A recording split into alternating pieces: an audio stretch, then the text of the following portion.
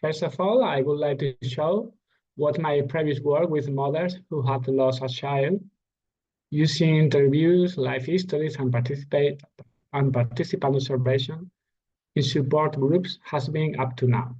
The change in methodology was motivated by several reasons. One of the hand, I wanted to approach the phenomenon of new spirituality directly. And on the other hand, on a personal level, I also wanted to see how the research could affect me on all levels.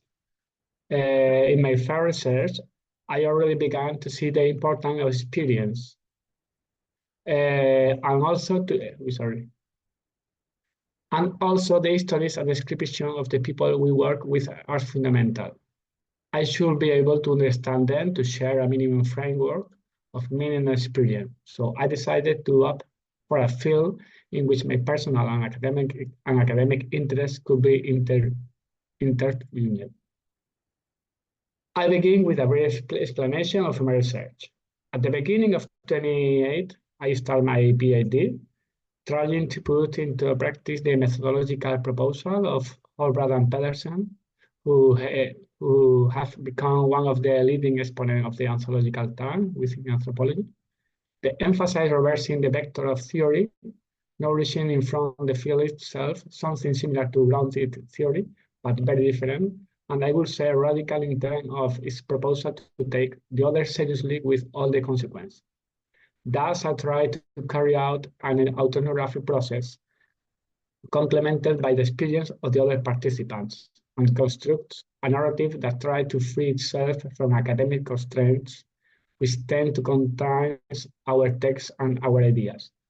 Moreover, in terms of the involvement of the research subject, myself, I opt for what is known in anthropology as radical participation, drawing on contribution from phenomenology and more specifically from the currents that, starting with the Merleau-Ponty concept of embodiment, the body, understood not from the Western duality, becomes a key place in the research, studying the phenomena from these bodies and in them, through them. From this methodological rather than theoretical background, I began to investigate the diffuse and dispersed networks of practice, associations, centers, shops, seminars, etc., that made up alternative spirituality in Seville. Specifically, following the terminology of Linda Woodhead and Paul Hellas, I was interested in so-called holistic milieu, where spirituality and health converge. As life will have it, I end up finding in one of my internet research a series of workshops of mindfulness and focusing, as well as silent retreats. I considered it a good point from which to access the circuits through which spiritual seekers intend to circulate. Although they were not strictly speaking spiritual practice, they fit in which the model of well-being and personal growth that is attributed to contemporary spirituality, where the fundamental premise are the knowledge and care of the self. My surprise was that the center where this workshop were held was the Arrupe Center, a Jesuit space that defined itself as an apostolic project that takes the form of a physical space where many people find the possibility of cultivating their inner world, growing as people and citizens and opening up the world around them. The coincidence of life, or the deep-root desire that have shaped me, made me dare to ask about and finally to participate in a practice that had the suggestive title of Journeys of Spirit of God. After only a few weeks of attending, all my previous reading about the new spirituality, where it was characterized from its subjective, individual, reflective, experimental, experiential, and emotional dimension, reverberated in this other spirituality, the Ignatian one, which I was beginning to get to know. Okay. These journeys of experiencing God are an adaptation of the spiritual exercise of Ignatius of Loyola for everyday life, a process that aims at enabling the person to experience God and to encounter him in everyday life. For as Karl Rahner states, God can and wants to deal directly with his creature. The human being can personally experience God. It consists of 4 journeys that are carried out in groups, with a first phase of initiation, 2 journeys, a subsequent phase of deepening with another 2 journeys, and a fifth that could correspond to the complex exercise of the spiritual exercise of Ignacio de Loyola. The methodology consists of weekly meeting with a companion who is the one who indicates the way and order of working on the exercise proposed in each itinerary, made up of cards for each week, and then the commitment to each person to work through daily prayer of less 15 minutes and attendance at this meeting to share and reflect on the worship worked on during the week. They are a school of prayer in which the experience becomes deeper and more fruitful and has a greater impact on the personal and community life of the practitioner. Through this exercise, he elaborated a process of individuation of the person, of personal maturation by confronting the dark and negative areas of the personality. Thus, the exercise are a process of transformation of the person, of his identity, and of his life project.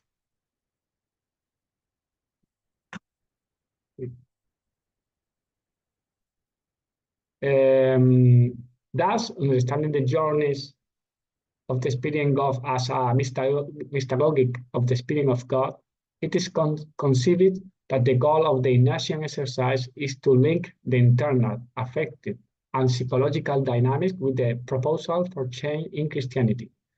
That is to say, it offers mediation that allows the subject to know himself, to control himself, and to lead his life, clarifying attachment and adhesion.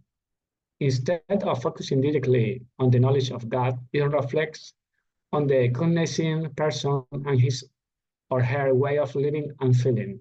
The anthropocentric turn of modernity is already present in this contribution. In the words of Ramblas Blanc, the aims of the mystagogy set out in the spiritual exercise is personal transformation by means of a set of spiritual practice and orientation, so that the person who practices the exercise can enter into a living relationship with God by imitating and following Jesus Christ, so that he can discover his own place in the world and in history and be ready to convert what he has experienced in the long days of a spiritual exercise. My question was, how have I perceived this process, this learning during these 4 years? In these last few minutes, I will start to give some concrete examples, my own experience or that of the companions with Jan. I continue to share this journey of experiencing God. I will begin at the beginning. In the personal interview I had with the person in charge of the journey in Seville, she spoke to me about people who had a closet spirituality. By this, she meant people who are afraid of receiving communication with God. We have to be open, predisposed.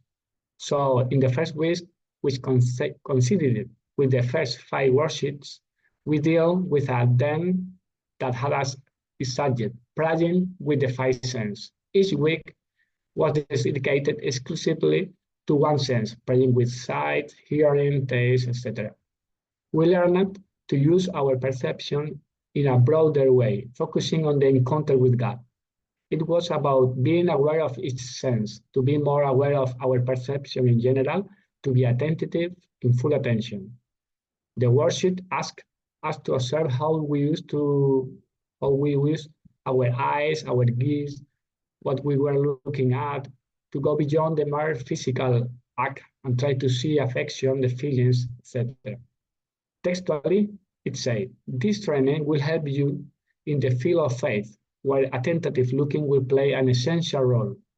It then alluded to a passage from the Bible which, like Ignatius of Loyola in the spiritual exercise, he asked us to visit. The visualization and being present within the world itself is something that Luhrmann highlights about spirituality. Nothing about this spirituality, nothing important of cataphatic prayer, which is where the person praying uses imagination in the practice of prayer, usually to present God and Scripture. Tanya Luhrmann studies the phenomenon of absorption in relation to personal proclivity.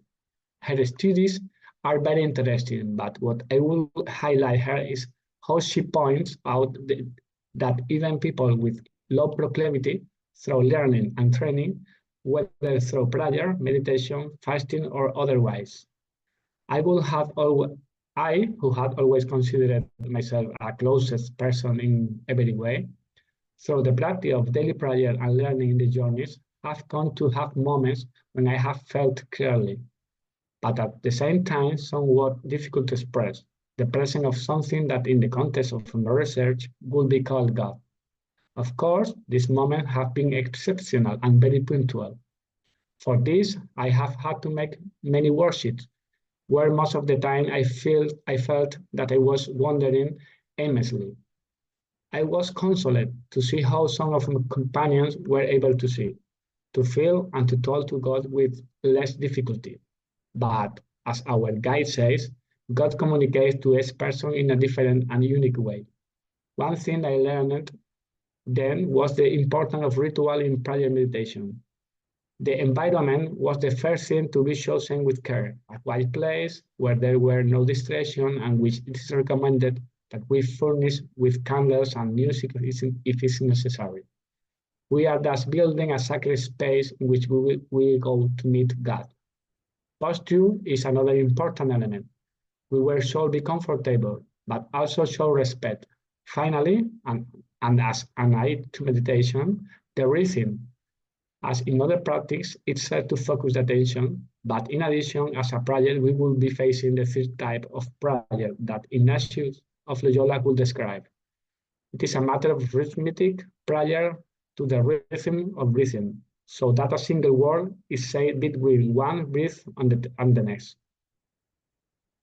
The last point I would like to make has to do with the spiritual discernment, key of the exercise of Ignatius of Loyola. Through it, we're able to discern the path that God wants for us, to listen to His will. This process consists about all of a process of interiorization, of discovering and learning to recognize new areas of our inner being. Meloni makes a distinction that seems to me to be key at this point, that being with the intrapsychic and the suprapsychic world. This has a reference about all the Ignatian imaginary or visionary experience, and it is also based on another distinction that between emotion and motion. We can recognize motion through emotion, but motion comes from outside, and as they pass through us, they produce emotion in us. For example, when I have the time, so I run just for the end. Finally, I would like to thank you and say that I prefer to leave for the debate a more general question that have to do with the methodological position, with the ethnographic implication, and with the criticism that anthropology set aside from proposal of this type. I would just like to summarize by saying that in order to try to answer this question, I propose an ethnographic journey that starts from the drifting, from abandonment, at the risk of ending up shipwrecked, an invitation to get lost, to become disoriented through an ontological commitment, a humility and reflexive insight, as well as a real understanding of the phenomenon we study. As Luz Gonzalez Brito said, there is a paradox here. The turtle is the perfect metaphor for the phenomenological exercise we are proposing. An accurate knowledge of the world comes from the practice of perceptual immersion in its context. Like the turtle diving into the depths of an ocean, mingling with the world implies being attentive to the continuities and entanglements of human and non-human, and the connection between everything that this is life in the world. Thank you very much.